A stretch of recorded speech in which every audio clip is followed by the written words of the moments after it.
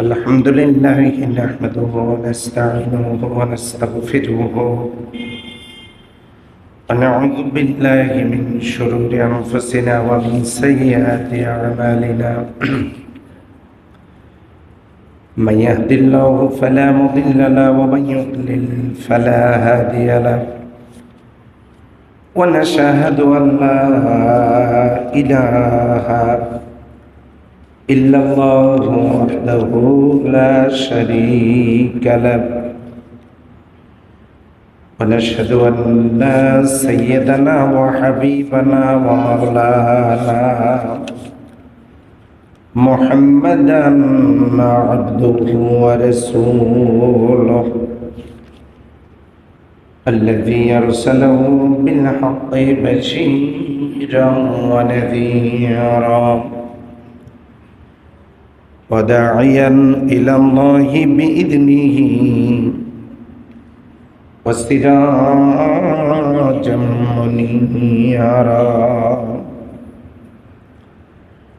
فقد قال الله تعالى في كلامه المجيد وفرقانه الحميد জবান খুলে একসাথে পড়ি আউযু বিল্লাহি মিনাশ শাইতানির রাজীম বিসমিল্লাহির রাহমানির রাহিম ألف لام را كتاب أنزلناه إليك لتخرج الناس من الظلمات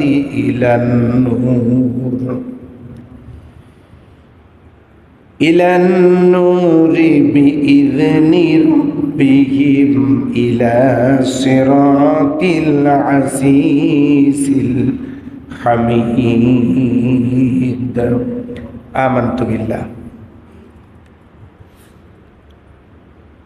وقال تعالى في شان رسول الله صلى الله عليه وسلم إن الله وملائكته يصلون على النبي يا أيها الذين آمنوا صلوا عليه وسلموا تسليما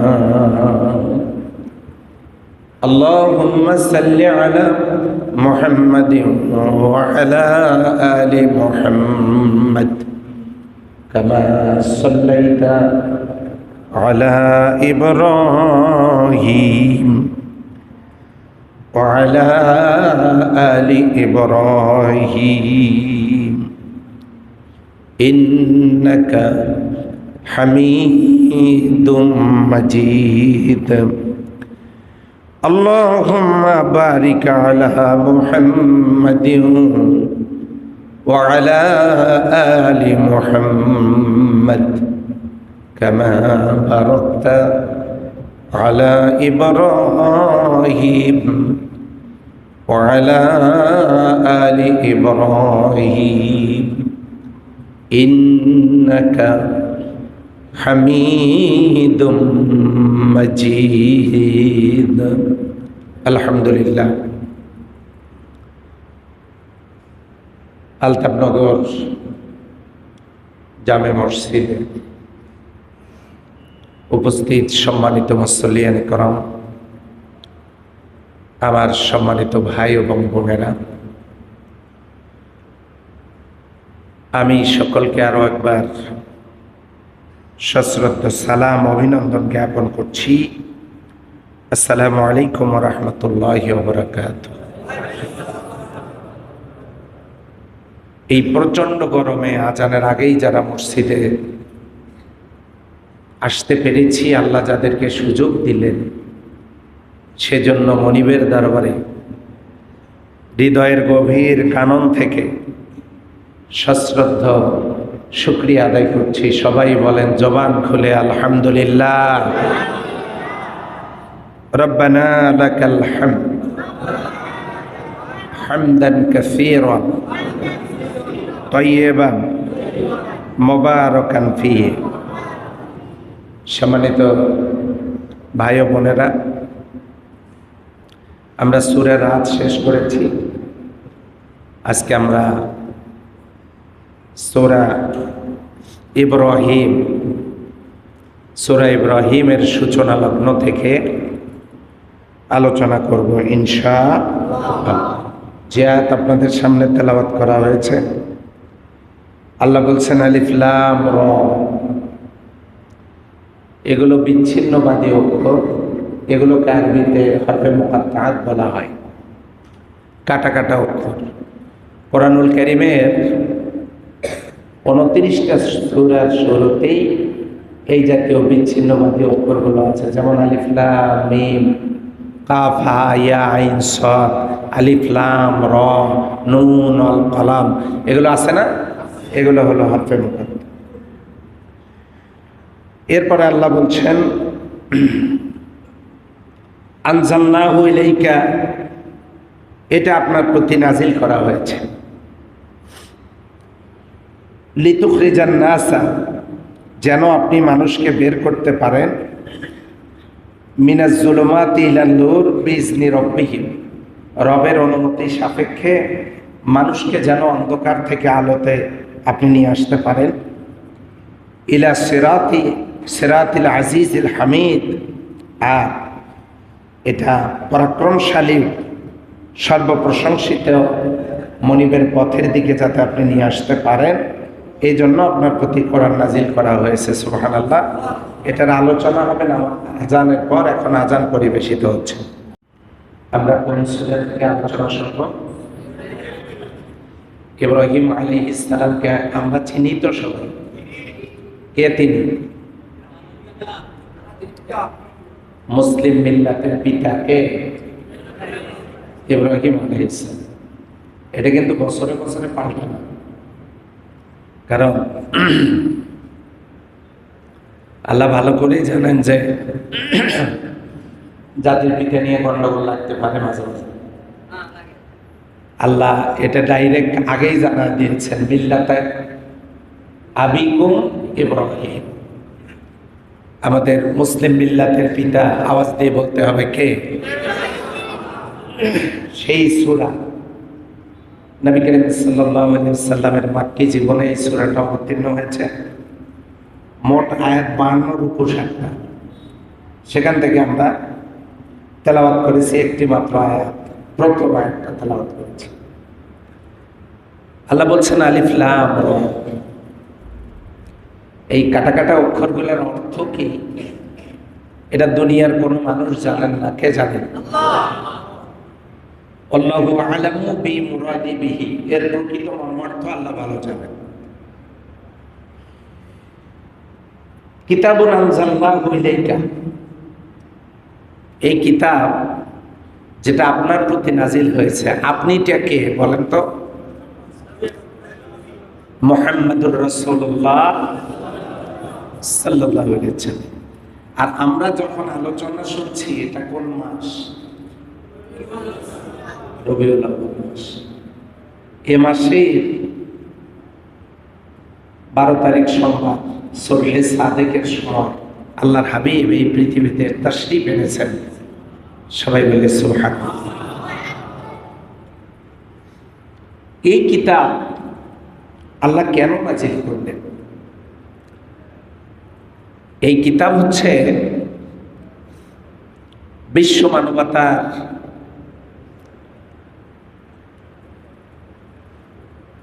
এই মানবতা যাতে জীবনের চলার পথে কোথাও গিয়ে হোঁচট না খায়, জীবনের পরতে পরতে সকল মোহনায় সকল আঙ্গিরায় জীবনের বাঁকে বাঁকে কোথাও যাতে হোঁচট খেয়ে লক্ষ্যভ্রষ্ট হয়ে না যায়, সেই জন্য আল্লাহ তাআলা মানব জাতির জন্য এই কিতাব অবতীর্ণ করেছেন। সুবহানাল্লাহ। কোরআনের কেন্দ্রীয় আলোচ্য বিষয় হলো মানুষ।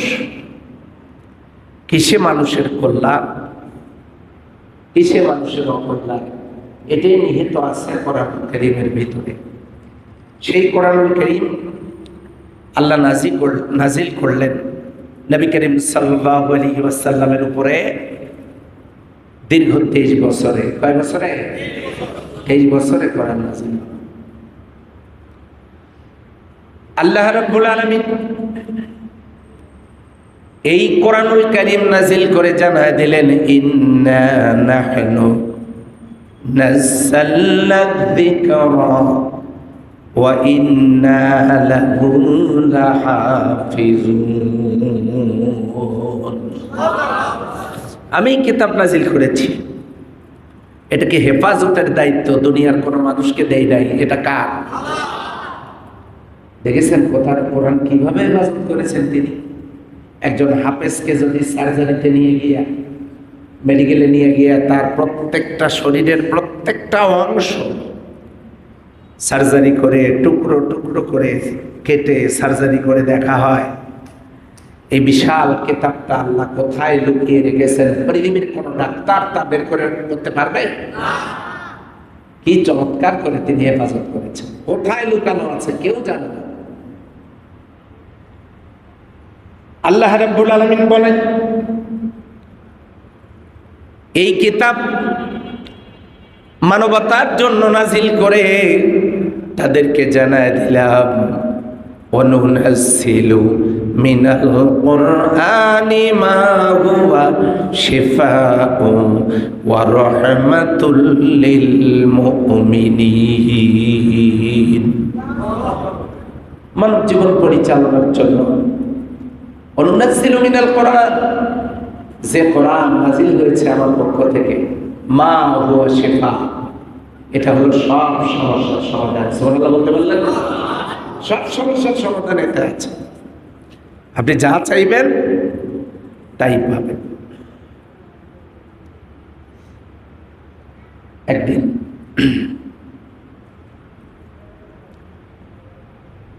আমার কাছে এসে এক লোক বলতেছে যে হুজুর,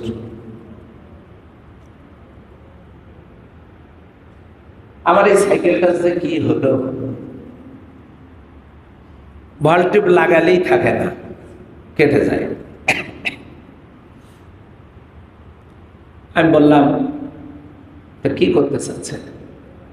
না, এবার আর আমি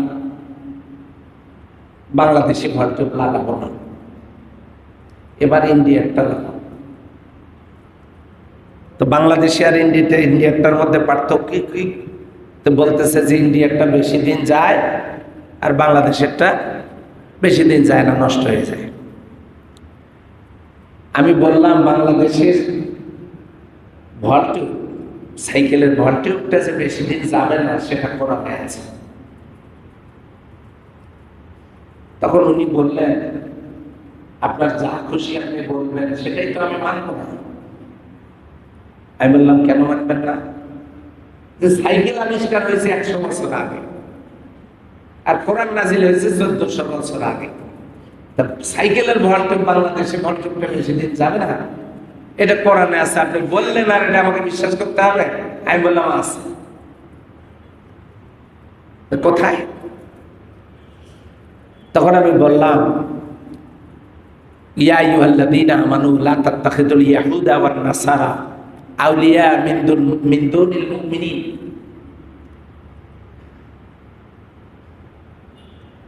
হে ইমানদারেরা, তোমরা মুমিনদেরকে বাদ দিয়ে ইহুদি নাসারা খ্রিস্টান বিধর্মীদেরকে তোমাদের বন্ধু রূপে গ্রহণ করো না। কথা কার? আল্লাহ। জাহরাল ফাসাদু ফিল বাররি ওয়াল বাহার বিমা কাসাবাত আইদিন নাস। জলে স্থলের যত বিপর্যয়, এগুলো তোমাদের দুই হাতের কামাই করা। আমি আল্লাহ আমার আদরের বান্দাদেরকে বিপদে ফেলতে চাই না, এই বিপদ তার কামাই করা। তো আল্লাহ বললেন, ইহুদি নাসারা খ্রিস্টান বিধর্মীদের সাথে তোমরা বন্ধুত্ব স্থাপন করো না। আর ওই আল্লাহ আবার জানাই দিলেন ওমান আ'রাদা আন যিকরি ফাইন্না লাহু মাঈশাতান দানকা, যে আমার কথা থেকে বিমুখ হবে তার পার্থিব জীবনে কোনো কিছুতে বরকত হবে না। পার্থিব জীবনটা হবে তাদের সংকীর্ণ। তাহলে এখন দুইটা আয়াত মিলা। আল্লাহ বলছেন ইহুদি নাসারা বিধর্মীদের সাথে সম্পর্ক স্থাপন করো না, তাদেরকে বন্ধু বানায় না। আর আরেকটা আয়াতে বলতেছেন যে যদি আল্লাহর কথা কেউ অস্বীকার করে, সেখান থেকে বিমুখ হয়, তাহলে তাদের পার্থিব জীবন হবে বরকত শূন্য। তো আল্লাহ ইহুদি নাসারা খ্রিস্টান বিধর্মীদের সাথে সম্পর্ক রাখতে নিষেধ করলেন, সম্পর্ক রাখতে বললেন ইমানদারদের সাথে, মুমিনদের সাথে। তো আপনি মুমিনদের সাথে বাংলাদেশের পণ্যের প্রতি, মুমিনদের আবিষ্কৃত পণ্যের প্রতি বিশ্বাস স্থাপন না করে যখন পাশের দেশেরটার উপরে বিশ্বাস স্থাপন করেছেন, আল্লাহ বলেন ফাইন্না লাহু মাঈশাতান দানকা, এদের পার্থিব জীবনের কোনো কিছুতে বরকত হবে না। তাহলে দেখা যাচ্ছে আপনি যদি এখানকার ভোল্টেজকে অস্বীকার করে পাশের দেশেরটা গ্রহণ করেন, এই সিদ্ধান্ত যদি মনের মধ্যে লালন করেন, তাহলে বাংলাদেশেরটা তো এমনিতেই বেশি দিন যাবে না। তো তখন তিনি আমাকে বললেন, বুঝতে পারলাম হুজুর এটাও আছে কোরআনের মধ্যে। আমি বললাম শুধু তাই না, কিয়ামত পর্যন্ত যত ঘটনা ঘটবে সব কিছু খুঁজলে পাওয়া যাবে কিসের মধ্যে? কোনো কিছু আল্লাহ বাদ দেন নাই। আল্লাহ নিজেই বলেছেন মা ফাররাতনা ফিল কিতাব, কোনো কিছু বাদ দেয় নাই। তিবিয়ানাল লিকুল্লি শাই, বিস্তারিত খুলে খুলে আমি আলোচনা করেছি। এই কোরআন আল্লাহ কি জন্য নাজিল করলেন? আল্লাহ রাব্বুল আলামিন সেটাও জানায় দিলেন কত চমৎকার করে, লিতুখরিজান নাসা মিনাজ-জুলুমাতি ইলান নূর। আল্লাহ বললেন লিতুখরিজান নাস, তিনি মানুষদেরকে বের করে নিয়ে আসেন মিনাজ-জুলুমাতি, অন্ধকার থেকে ইলান নূর, আলোর দিকে। সুবহানাল্লাহ বলবেন না? তিনি অন্ধকার থেকে মানুষকে আলোর দিকে নিয়ে আসেন। অন্ধকার থেকে মানুষকে আলোর দিকে নিয়ে আসার জন্য যুগে যুগে সকল আম্বিয়া কেরাম এই দুনিয়াতে দাওয়াতি কাজ করেছেন। তাদের মিশন ছিল একটাই, কি সেটা? লা ইলাহা ইল্লাল্লাহ। মাত্র 3 জন নবীর উপরে জুলুম হয় নাই,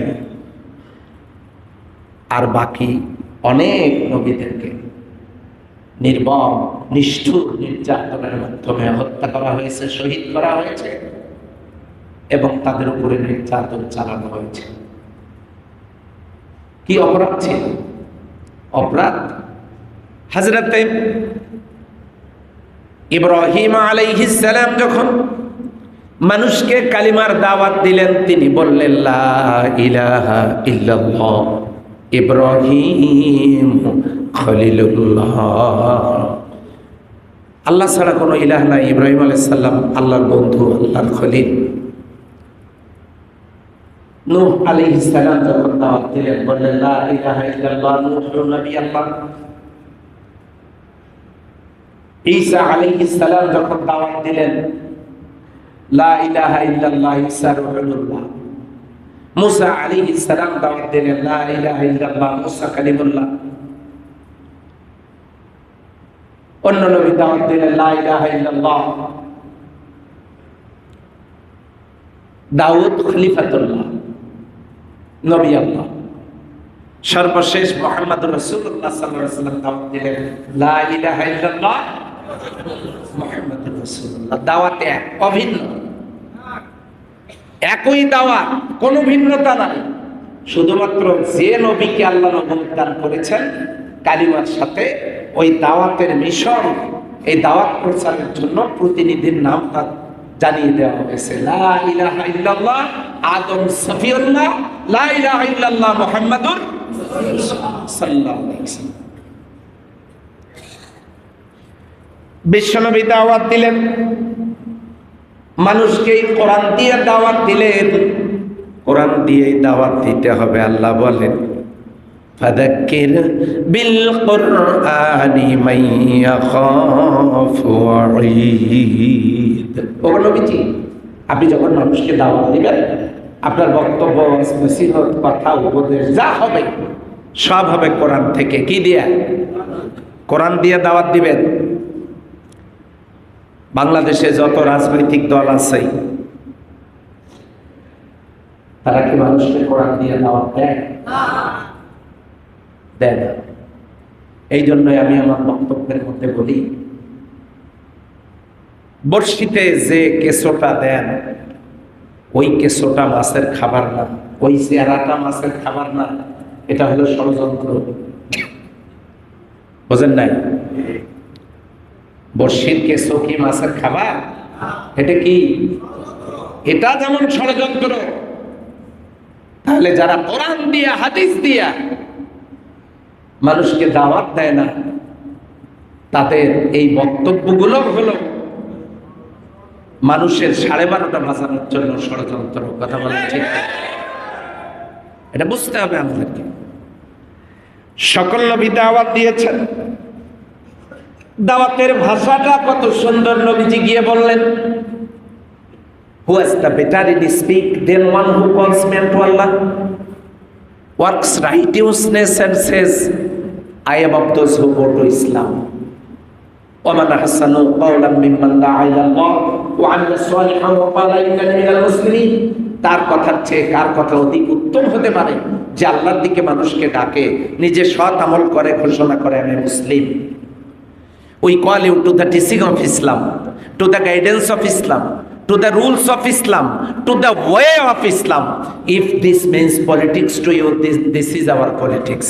আমরা আপনাকে ইসলামের সমান শিক্ষার দিকে, ইসলামের সমান আদর্শের দিকে, নীতি নৈতিকতার দিকে, ইসলামের অনন্য 700 বিধানের দিকে আমরা আপনাকে ডাকি। আপনি যদি এটাকে রাজনীতি মনে করেন, then this is our politics, এটাই আমাদের রাজনীতি। কথা বলেন? এই জন্য আল্লাহ তাআলার নবী কি সুন্দর করে উদউ ইলা সাবিলি রাব্বিকা বিল হিকমা ওয়া বিল মাউইজাতিল হাসানা, তোমরা মানুষকে উত্তম কথা দ্বারা আল্লাহর পথে আহ্বান জানাও, সুন্দর নসিহতের মাধ্যমে, যৌক্তিক পন্থায়। এই জন্য নবীরা দাওয়াত দিয়েছেন। এই দাওয়াত দিতে গিয়ে তারা নির্যাতিত হয়েছেন না? হয় না? সকল আম্বিয়া কেরামের কোনো অপরাধ ছিল না। সব আম্বিয়া কেরাম আসিমাতুল আম্বিয়া, সবাই মাসুম, কোন নবীর কোনো গুনাহ ছিল না। অথচ ওই সমাজের ভালো মানুষ যে নবী, জাতির লোকেরা তাদের সাথে এমন আচরণ করেছে, নবীর চেহারা রক্ত দিয়ে লাল বানাই দিয়েছে। বলেন নাউজুবিল্লাহ। নবীদের উপরে নির্যাতন চালিয়েছে, তারপরেও দাওয়াতের মিশন বন্ধ হয় নাই। নূহ আলাইহিস সালামকে মাইরে দাওয়াত দিতে গেছিলেন, এলাকার ছেলেপেলেরা মাইরে রক্তাক্ত করে ফালায় রাখছে, উনি অজ্ঞান হয়ে পড়েছে।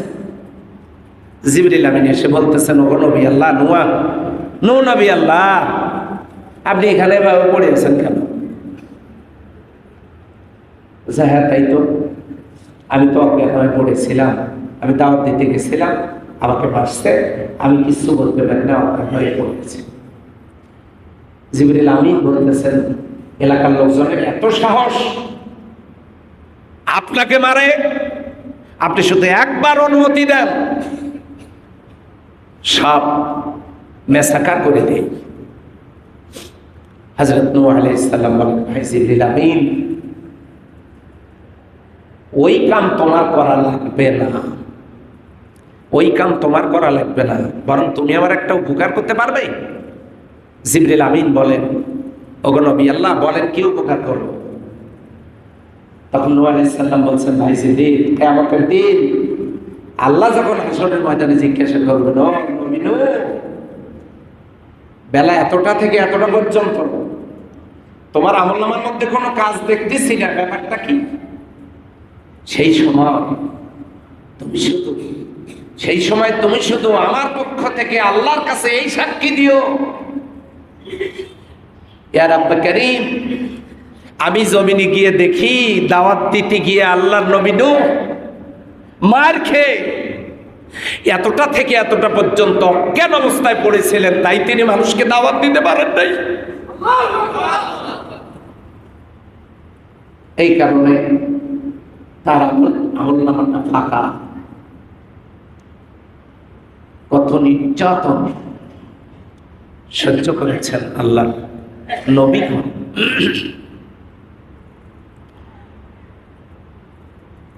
নবীদের সাথে কোন মানুষের তুলনা হয় না,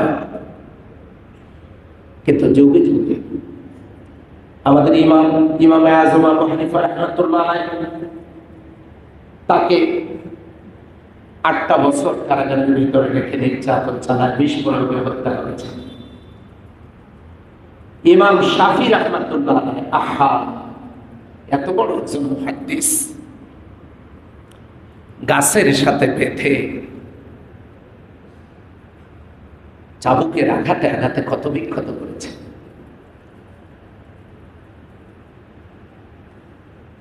এরপরে অনেকক্ষণ মারার পর তাকে যখন জিজ্ঞাসা করা হলো পানি খাবে, ইমাম শাফি রাহমাতুল্লাহ আলাইহি বললেন, আমি আমার আল্লাহর পক্ষ থেকে তাওহীদের শরবত খেয়ে নিয়েছি। ইমাম মালিক রাহমাতুল্লাহ আলাইহি তার পায়ের সাথে গলা পর্যন্ত শিকল লাগায় ধনুকের মতো বাঁকা করে 27 দিন পর্যন্ত কারাগারের ভিতরে রেখে দেওয়া হয়েছে। 27 দিন পর 28 দিনের দিনে যখন তার পায়ের শিকল খুলে দেওয়া হলো, জগৎ বিখ্যাত এই মুহাদ্দিস, যিনি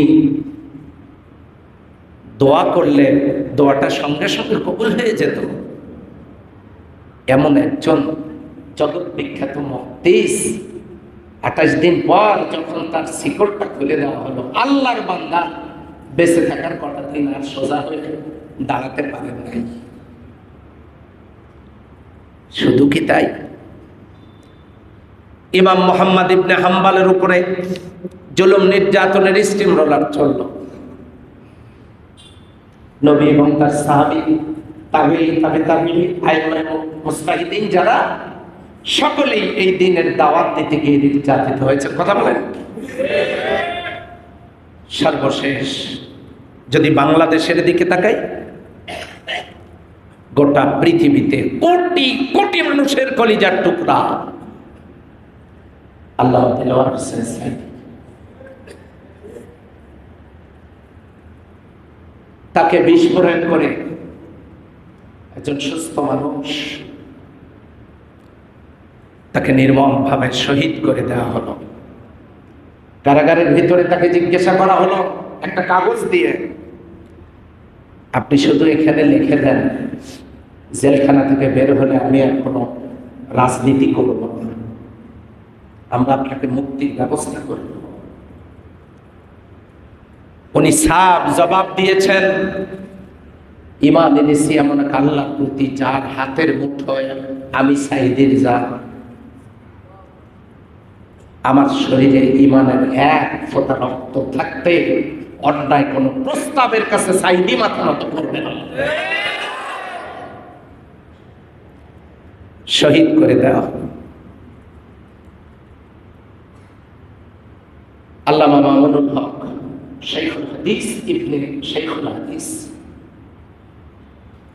আহা, 50টা বছর তিনি বুখারীর উস্তাদ। আল্লামা আজিজুল হক বাইতুল মুকাররমের সাবেক খতীব, এই বিচারকে বড় মানুষ গ্রেপ্তার করে জেলখানার মধ্যে নিয়ে যাওয়া হলো, অথচ তাকে ওযু করার জন্য পানিটা পর্যন্ত দেয়া হয় নাই। 50 বছরের বুখারীর উস্তাদ, তার ছেলে আল্লামা মামুনুল হক মিথ্যা মামলা দিয়ে তাকে কারাগারে রেখে দেওয়া হলো। আমার অত্যন্ত আদরের, আমার কলিজার টুকরা মুফতি আমির হামজা আহা,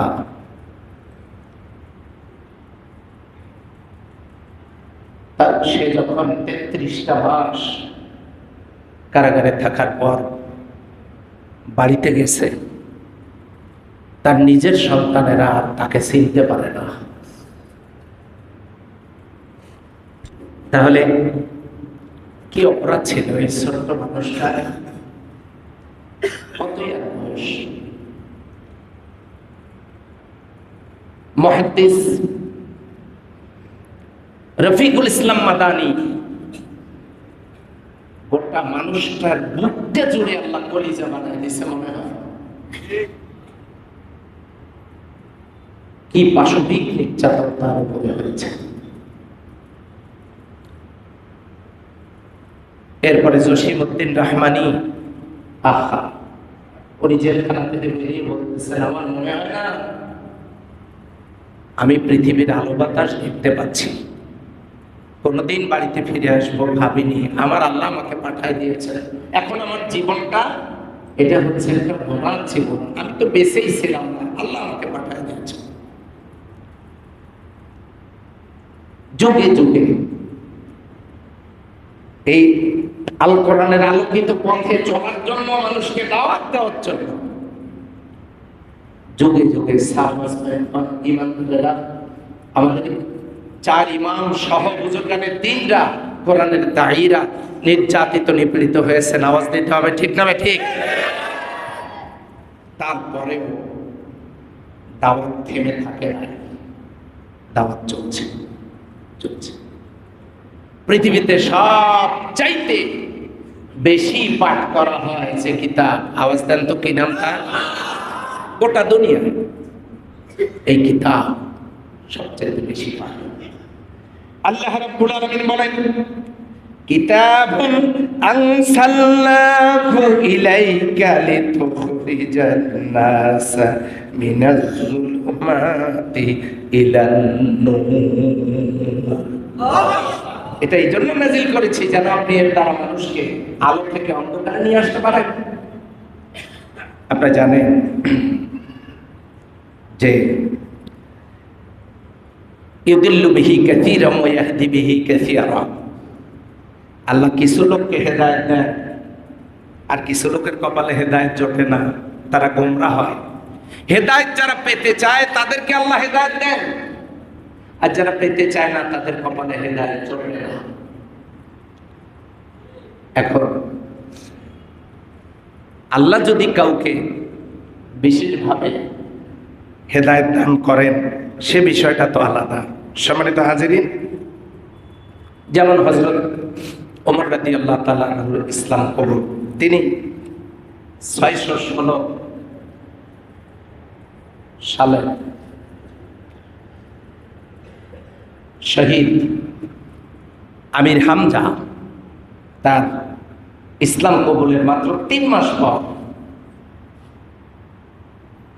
তিনি ইসলাম কবুল করেছেন। তাফসিরে ইবনে আসির, ইবনে হিশাম এবং দারুল কুতনির বর্ণনা মোতাবেক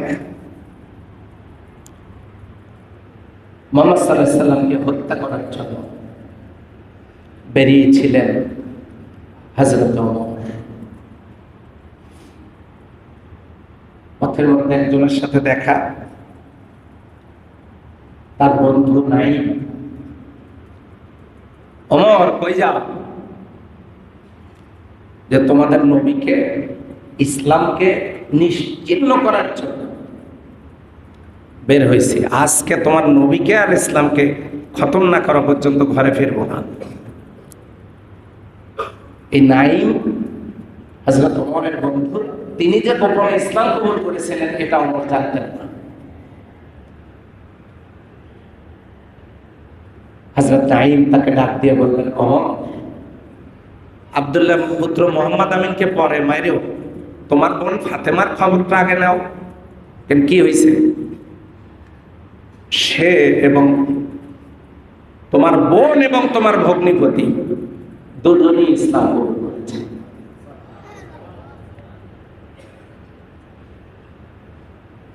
সম্মানিত ভাইয়েরা, আমার মা বোনেরা, এই কথা শোনার পর হযরত ওমর আর স্থির থাকতে পারলেন না, সঙ্গে সঙ্গে বোনের বাড়িতে গেলেন। দরজায় নক করলেন। কে? ভিতর থেকে বোন এবং ভগ্নিপতি তারা দুইজন ঘরের ভিতরে আল্লাহ রাব্বুল আলামিনের কালাম তেলাওয়াত করতেছিলেন। কোরআন তেলাওয়াত করছেন।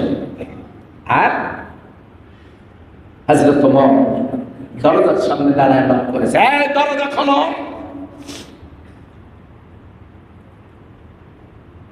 বোন ফাতেমা ভাইয়ের কণ্ঠ শোনার পর বুঝতে পারলেন দুনিয়ার অন্য কেউ আর দরজায় নক করে নিয়ে এসেছে আমার ভাই। আরে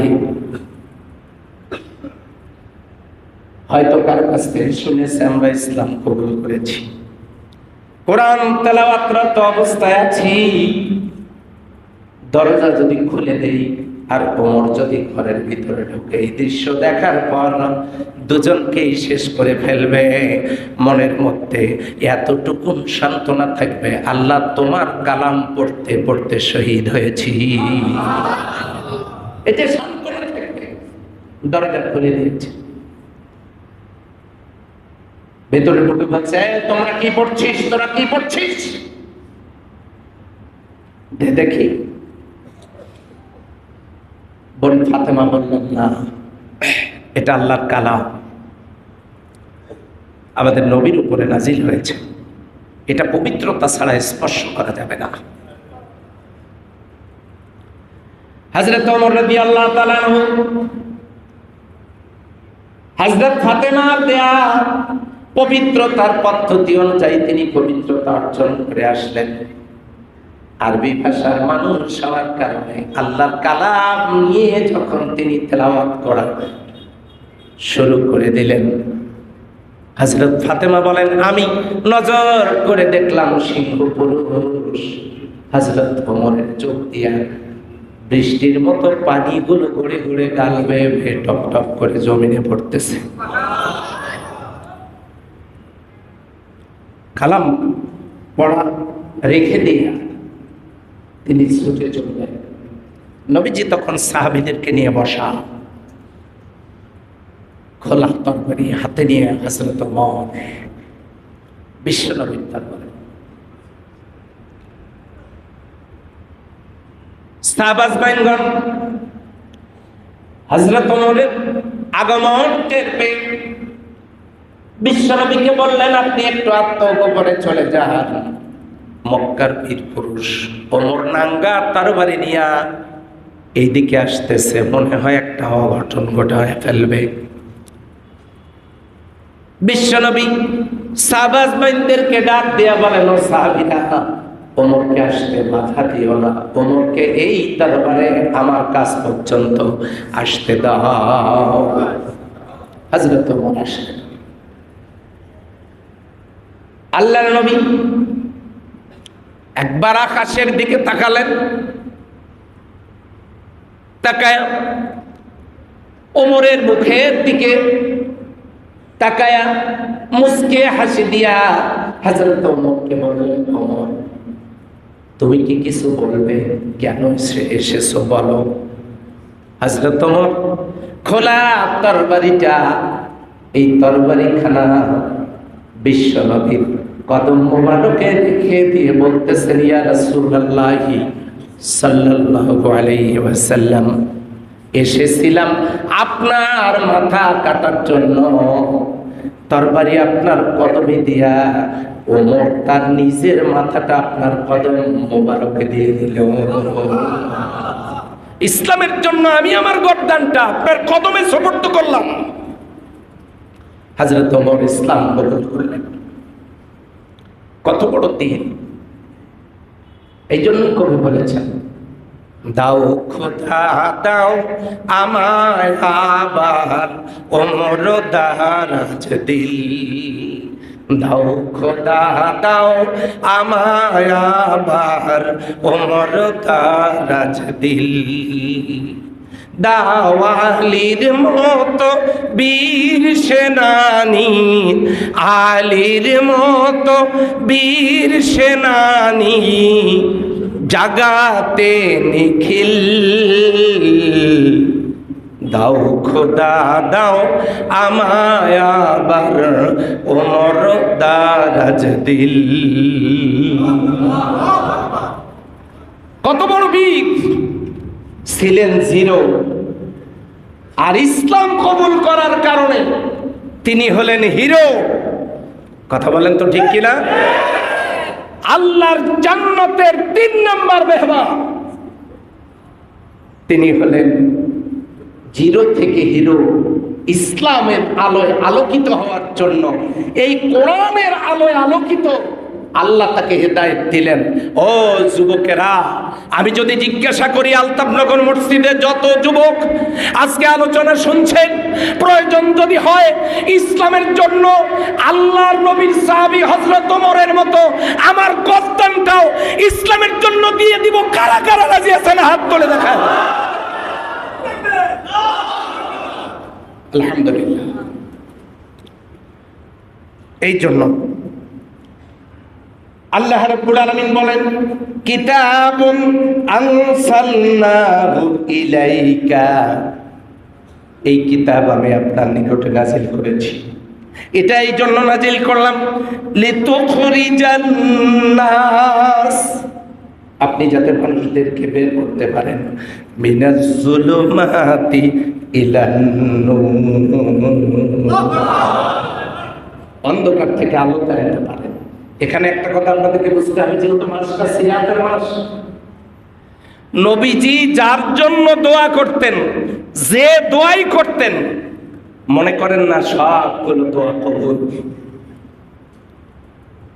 অনেকেই মনে করেন নবী যা করতেন সাথে সাথে তাই কবুল হয়ে যেত। হ্যাঁ, কবুল হইতো সেইটা আল্লাহ চাইতেন যেটা। আমি মনে হয় বোঝাতে পারি নাই। আল্লাহর হাবিব সাল্লাল্লাহু আলাইহি সাল্লাম দোয়া করতেন, কবুল হতো, কিন্তু কবুল হতো সেইটা আল্লাহ চাইতেন। কথা কিন্তু বলেন নাই সবাই, আল্লাহ চাইতেন যেটা।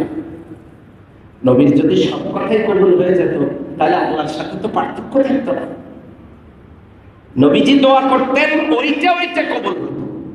কবুল যে দুই একটা দোয়া কবুল হয় নাই, আমি এটা বলবো। অনেকে তো মাজারের কাছে যায়, গিয়ে বলে, ইয়া বাবা মেরা মতলব কো পুরা কর দাও। আউযুবিল্লাহ বলবেন না, আমার দিলের কামনা বাসনা পূরণ করে দাও।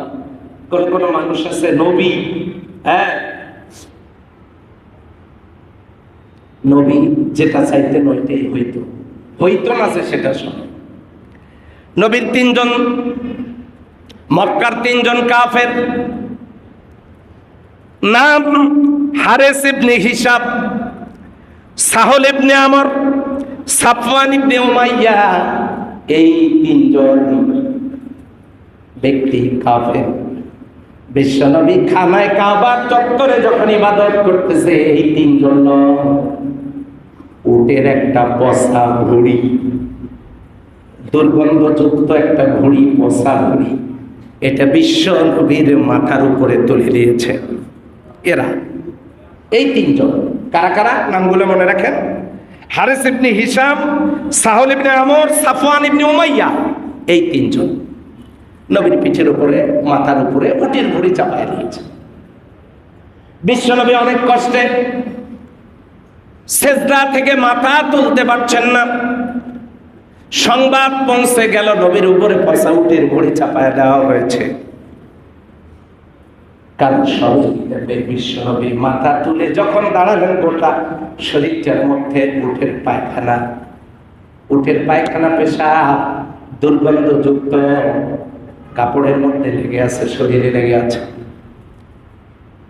সঙ্গে সঙ্গে তিনি হাত দুখানা তুললেন কাবার চত্বরে হাত দুখানা তিনি তুলে বলতেছেন, আল্লাহুম্মা আল-আন, হে আল্লাহ, এই 3টাকে তুমি ধ্বংস করে দাও, 3টাকে শেষ করে দাও, ধ্বংস করে দাও। জিবরিল আমিন এলেন, এসে বললেন, ওগো নবীজি, কাবার চত্বরে আল্লাহর কাছে হাত তুলেছে 3 জনকে ধ্বংসের জন্য দোয়া করতেছেন। আর দোয়া করা লাগবে না, আপনার হাতগুলো আপনি নামান। আপনার দোয়াটা আল্লাহর দরবারে কবুল হবে না, কারণ হলো এই তিনজনই পরবর্তীতে ইসলাম কবুল করে তিনজনই জলিলুল কদর সাহাবী হয়ে যাবে। তাহলে ধ্বংসের জন্য দোয়া করেছিলেন, এবার বলেন দোয়াটা কি কবুল হয়েছে? আচ্ছা, এরপরে আসেন বিশ্বনবীর চাচা আবু তালিব।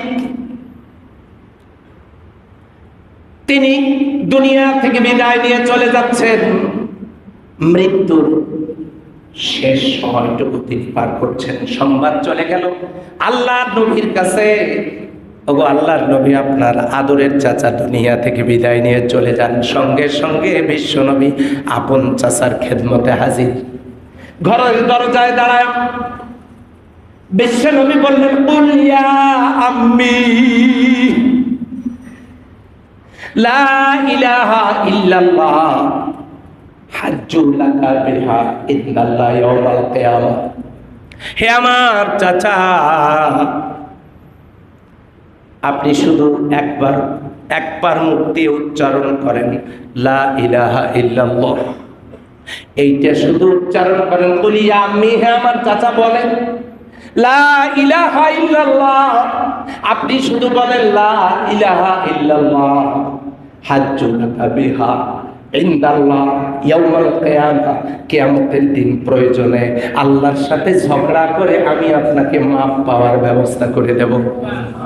খালি বলেন লা ইলাহা ইল্লাল্লাহ, মুহাম্মদুর রাসূলুল্লাহ বলার দরকার নেই, শুধু বলেন লা ইলাহা ইল্লাল্লাহ। আবু তালিব এই কথাটা উচ্চারণ করলো না, মুখ দিয়া। আল্লাহর হাবিব তিনি চিন্তা করলেন, হারে আমি এমন একজন এতিম মানুষ, মায়ের পেটে থাকতেই বাপ চলে গেছে, বাবার চেহারাটাও জিন্দেগিতে কোনোদিন দেখি নাই। দুনিয়াতে আসার পর মায়ের আঁচল ধরে খেলাধুলা করব, আমার তকদিরে তাও হইল না। মা দুনিয়া থেকে বিদায় নিয়ে চলে গেলেন। আমার মা নাই, আমার বাবা নাই, আমার দাদা নাই, একমাত্র চাচা আবু তালিব, যিনি আমাকে আশ্রয় দিয়েছেন, আমাকে লালন পালন করেছেন। লোকটা জাহান্নামী হবে তা তো মানা যায় না। লোকটার হেদায়েতের জন্য আল্লাহর দরবারে ফরিয়াদ করব। আবু তালিবের হেদায়েতের জন্য বিশ্বনবী কাবার চত্বরে গিয়া হাত তুলে দোয়া করতেছেন, আল্লাহ তোমার কাছে কিচ্ছু চাই না, এখন তোমার কাছে হাত তুলেছি, আমার চাচার কপালে হেদায়েত নসিব করে দাও। জিবরিল আমিন এসে বলেন, দয়া করে হাত নামান, এই দোয়া কবুল হবে না, আপনার চাচার কপালে হেদায়েত নাই। কালিমাটা পড়তে পারলো না। মুসলমান মায়ের ঘরে জন্ম নিয়েই যে জান্নাতে যাওয়া যাবে এর কি কোনো গ্যারান্টি আছে?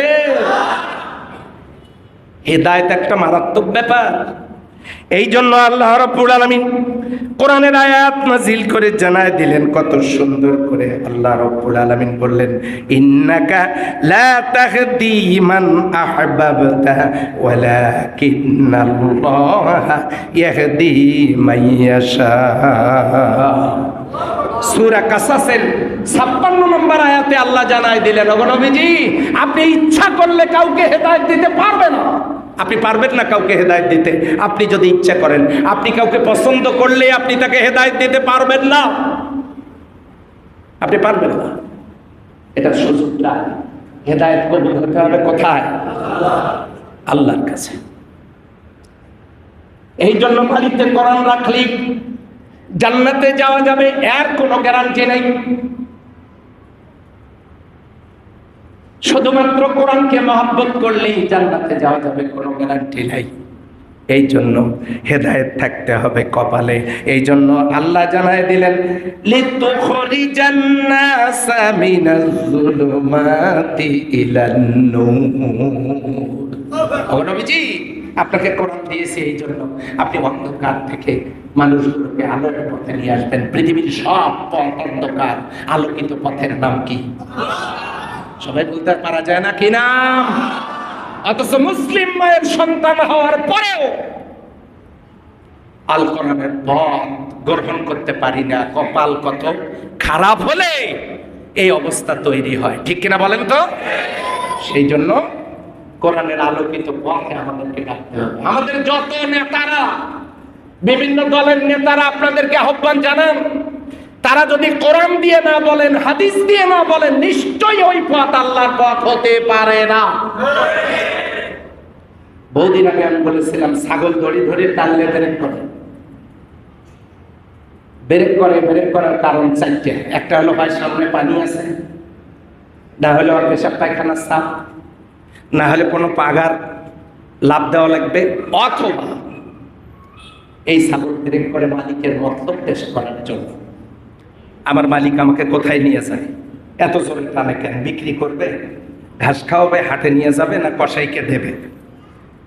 এই কারণগুলো ছাগলের মাথায় কাজ করে। আপনি দড়িটা ধরে টান দিয়ে দেখবেন তরিকায় মিলে যাবে। ও হীনকারীর মতো ব্রেক করবে, ব্রেক করে এদিক সেদিকে দেখে না, দেখে মালিকের দিকে।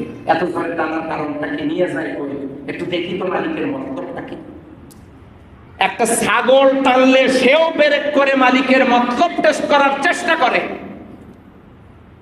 কিন্তু আপনাকে আমাকে কোন নেতা ডাকলো আর আমি তার পিছনে ছুটলাম, আমাকে কি একটু ব্রেক করে চিন্তা করার দরকার নাই? আমার নেতা আমাকে যে ডাকে, এটা কি জান্নাতের পথ নাকি জাহান্নামের পথ? এই চিন্তাটা আমাদেরকেও একটু ব্রেক করে করার দরকার আছে না নাই? এই চিন্তা আমাদেরকে করতে হবে। লিতুখরিজান নাস মিনাজ জুলুমাতি ইলান নূর, অন্ধকার থেকে আলোর পথে বের করে আনার জন্য আল্লাহ কোরআন নাযিল করেছেন। এটা কখন হবে? বিইজনি রাব্বিহিম, আল্লাহর অনুমতি সাপেক্ষে। ইলা সিরাতিল আজিজিল হামিদ, এটা সেই পথ, যে পথটা হচ্ছে মহাপরাক্রমশালী সর্বপ্রশংসিতের পথের দিকে আল্লাহ তাআলা বের করে দিয়ে আসতে চান। আজকে বাড়িতে যাবেন আর চিন্তা করবেন, কথা লম্বা করবো না, দিন ছোট হয়ে আসতেছে, আমাদের খুতবা আগে আসবে। বাড়িতে যাবেন আর চিন্তা করবেন, যার পা নেই আল্লাহ আমাকে পা দিয়েছেন, যার হাত নেই আল্লাহ আমাকে হাত দিয়েছেন। যে বোবারা মুখ, ঠোঁট, জিহ্বা, দাঁত থাকার পরেও কথা বলতে পারে না, আল্লাহ আমাকে কথা বলার শক্তি দিয়েছেন। অক্সিজেন নিয়ে বেঁচে আছে, আল্লাহ আমাকে বাঁচায় রেখেছেন। আল্লাহ আমাকে দুইটা চোখ দিয়েছেন। অন্ধ মানুষের দিকে তাকায় দেখেন, কিচ্ছু দেখতে পায় না। তাহলে আমি পা দিয়ে চললাম, হাত দিয়ে ধরলাম, মুখ দিয়ে খাইলাম, নাক দিয়ে বিনামূল্যে অক্সিজেন নিয়ে বেঁচে থাকলাম, চোখ দিয়ে দেখলাম, আমি কি পারবো না আমার খোলা কপালটা দিয়ে আল্লাহকে দৈনিক 5 বার সেজদা দিতে পারবো না? ইনশাআল্লাহ পারা দরকার নয়। এর নাম গোলামি, এর নাম গোলামি। পৃথিবীর কোনো মানুষের কাছে আমার মাথা নত হবে না। নত হবে কার কাছে? কোন মুসলমানের মাথা কারো কাছে নত হওয়ার জন্য আসে নাই। মুসলিমদের মাথা নত হবে কেবলমাত্র, শুধুমাত্র, একমাত্র আওয়াজ দিয়ে বলেন কার কাছে? সে আল্লাহর কাছে মাথা নত আমরা করতে পারবো তো ইনশাআল্লাহ? যদি করতে পারি তাহলে মিল্লাত আবিকুম ইব্রাহিম, ইব্রাহিম আলাইহিস সালাম যে মুসলিম মিল্লাতের পিতা, সেই পিতার সন্তান হিসাবে আমাদেরকে ওই পিতা, যদি ইব্রাহিম আলাইহিস সালামকে পিতা মানেন, তাহলে ইসমাঈল আলাইহিস সালাম যেমন রাজি হয়েছিলেন যে ইয়া আবাতি ফাআল মা তুমারু বিহি সাতাজিদুনি ইনশাআল্লাহু মিনাস সাবিরিন, বাবা আপনি সবকে যা আদেশ পেয়েছেন আপনি কার্যকরী করেন, আমি চালায় দেন, আপনি আমাকে ধৈর্যশীলদের অন্তর্ভুক্ত পাবেন। ইব্রাহিম আলাইহিস সালামের পিতা যেমন নিজের জীবন আল্লাহকে খুশি করার জন্য দিতে প্রস্তুত ছিলেন, আজকের এই মসজিদের যুবকদের কাছে জানতে চাই, আল্লাহ যদি আল্লাহর দেওয়া জীবনটা আল্লাহর জন্য চায়, তাহলে এখানে কোন কোন যুবক আছে প্রয়োজনে নিজের জীবনটা আল্লাহর জন্য ইসমাঈল আলাইহিস সালামের মতো আল্লাহর পথে উৎসর্গ করতে, শহীদ হওয়ার মানসিকতা নিয়ে আল্লাহর গোলামি করতে কারা কারা রাজি আছেন? একটু দেখায় দেন দেখি যুবকেরা।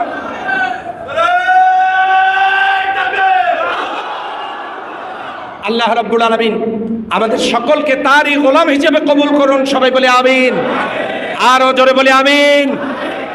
পিছনে আমার সম্মানিত মুসল্লিয়ানে কারাম, কষ্ট পাচ্ছেন, যার সামনে যতটুকু জায়গা ফাঁকা আছে আপনারা পূরণ করে সালাতের জন্য দাঁড়িয়ে যান কাবলাল জুমা।